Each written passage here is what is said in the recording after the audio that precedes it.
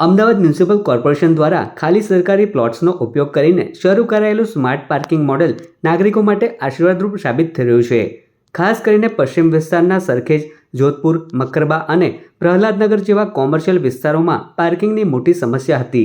મોટાભાગના કોમ્પ્લેક્સમાં પૂરતી જગ્યા ન હોવાથી વાહન ચાલકોને ટોઈંગ અને ટ્રાફિક જામની હાડમારી વેઠવી પડતી હતી. એએમસીએ આ સમસ્યાના કાયમી ઉકેલ માટે પોતાના ખુલ્લા પ્લોટ્સ સમયબદ્ધ ધોરણે પાર્કિંગ માટે ફાળવી દીધા છે. કેમ કે અમે જ્યારે બી પહેલાં આવતા હતા ત્યારે અમે ગાડી ફૂટપાથ ઉપર કે ગમે ત્યાં મૂકીને જતા હતા. પછી ટોય ટ્રેનવાળા આવતા હતા, ગાડી ઉઠાવીને લઈ જતા હતા. મારી ખુદની ગાડી એક બે વખત લઈ ગયા છે. પછી ગોતવા જવી પડે કે ભાઈ હવે મારી ગાડી ક્યાં છે. પછી રિટર્ન ઘરે જવામાં બહુ તકલીફ પડતી હતી. પણ એમસી અત્યારે જે પાર્કિંગની સુવિધા આપી છે એ બહુ સારું કામ કર્યું છે.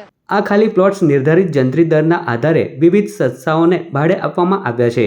આ આયોજનથી કોર્પોરેશનને 2 કરોડ 62 લાખ રૂપિયાથી વધુની આવક થઈ છે, જેમાં માત્ર સાઉથ વેસ્ટ ઝોનમાંથી આશરે 53 લાખ રૂપિયાની કમાણી થઈ છે. આગામી સમયમાં સીજી રોડ અને સાયન્સ સિટી રોડ પર પણ આવી જ સ્માર્ટ સિસ્ટમ કાર્યરત કરવામાં આવશે.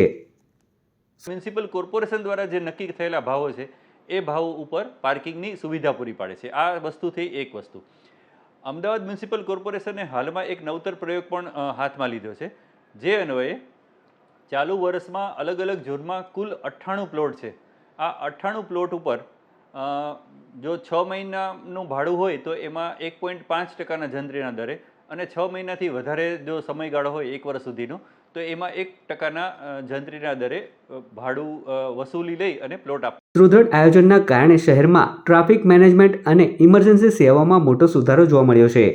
સરકારી આંકડા મુજબ જાન્યુઆરી 2024માં 108 એમ્બ્યુલન્સનો સરેરાશ રિસ્પોન્સ ટાઈમ 10 મિનિટ 2 સેકન્ડ હતો, જે જાન્યુઆરી 2026માં ઘટીને માત્ર 8 મિનિટ 8 સેકન્ડ થઈ ગયો છે.